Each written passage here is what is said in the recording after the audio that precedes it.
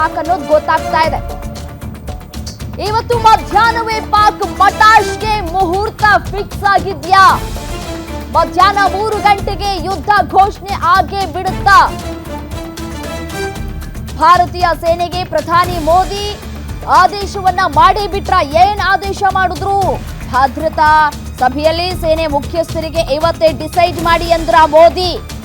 ಈಗಾಗಲೇ ರಕ್ಷಣಾ, ಗೃಹ ಮತ್ತು ವಿದೇಶಾಂಗ ಇಲಾಖೆ ಜೊತೆ ಮೋದಿ ಚರ್ಚೆ ಕೂಡ ನಡೆಸಿದ್ದಾರೆ. ಗಡಿ ಭಾಗದಲ್ಲಿ 4 ರಫೇಲ್ ಯುದ್ಧ ವಿಮಾನ ಕಳುಹಿಸಿಕೊಟ್ಟಿದೆ ಭಾರತ.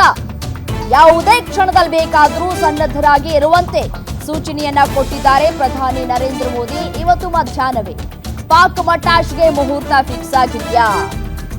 ಇವತ್ತೇ ಯುದ್ಧ ಸಾರ್ತಾರಾ? ಆ ರೀತಿಯಾದಂತಹ ಸೂಚನೆಯನ್ನ ಕೊಟ್ಟಿದ್ದಾರಾ ಪ್ರಧಾನಿ ನರೇಂದ್ರ ಮೋದಿ? ಭಾರತೀಯ ಸೇನೆಗೆ ಪ್ರಧಾನಿ ಮೋದಿಯವರ ಆದೇಶ ಏನ್ ಆದೇಶವನ್ನ ಮಾಡಿದ್ದಾರೆ? ಭದ್ರತಾ ಸಭೆಯಲ್ಲಿ ಸೇನೆ ಮುಖ್ಯಸ್ಥರಿಗೆ ಇವತ್ತೇ ಡಿಸೈಡ್ ಮಾಡಿ, ಒಂದು ಡೇ ಟು ಟೈಮ್ ಫಿಕ್ಸ್ ಮಾಡ್ಕೊಳ್ಳಿ ಅಂತ ಹೇಳಿದ್ರ? ಈಗಾಗಲೇ ರಕ್ಷಣಾ, ಗೃಹ ಮತ್ತು ವಿದೇಶಾಂಗ ಸಚಿವರ ಜೊತೆ ಮಾತುಕತೆ ಕೂಡ ಆಗಿದೆ. ಏನ್ ನಿರ್ಧಾರ ಕೈಗೊಳ್ಳುತ್ತೆ? ಯಾವ ರೀತಿಯಾದಂತಹ ಕ್ರಮವನ್ನ ಕೈಗೊಳ್ಳಬಹುದು? ಯಾವ ರೀತಿಯಾದಂತಹ ದಿಟ್ಟ ನಿರ್ಧಾರವನ್ನ, ದಿಟ್ಟ ಹೆಜ್ಜೆಗಳನ್ನ ಇಡಬಹುದು ಅಂತ ಹೇಳಿ ಕುತೂಹಲ ಕೂಡ ಮೂಡಿಸ್ತಾ ಇದೆ. ಇವತ್ತಿನ ಸಭೆಯಲ್ಲಿ ಪ್ರಧಾನಿ ಮೋದಿ ದೇಶದ ಭದ್ರತೆ ಕುರಿತು ಮಾಹಿತಿಯನ್ನ ಕೂಡ ಪಡೆದುಕೊಂಡಿದ್ದಾರೆ.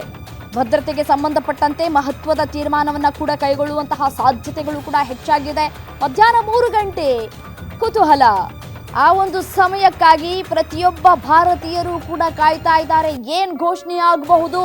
ಮೋದಿ ಯಾವ ರೀತಿಯಾದಂತಹ ಕ್ರಮವನ್ನ ತೆಗೆದುಕೊಳ್ಳಬಹುದು?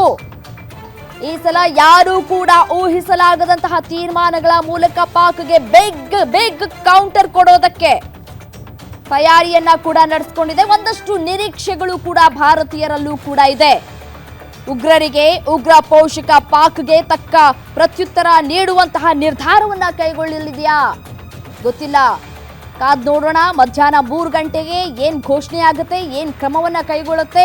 ಯುದ್ಧ ಘೋಷಣೆ ಮಾಡುತ್ತಾ? ಯುದ್ಧ ಘೋಷಣೆ ಮಾಡೋದಾದ್ರೆ ಯಾವತ್ತಿನಿಂದ ಯುದ್ಧ ಘೋಷಣೆ ಆಗಬಹುದು? ಸಮಯ ಎಲ್ಲವನ್ನ ಕೂಡ ನಿಗದಿ ಮಾಡಿಕೊಂಡಿದ್ಯಾ ಗೊತ್ತಿಲ್ಲ.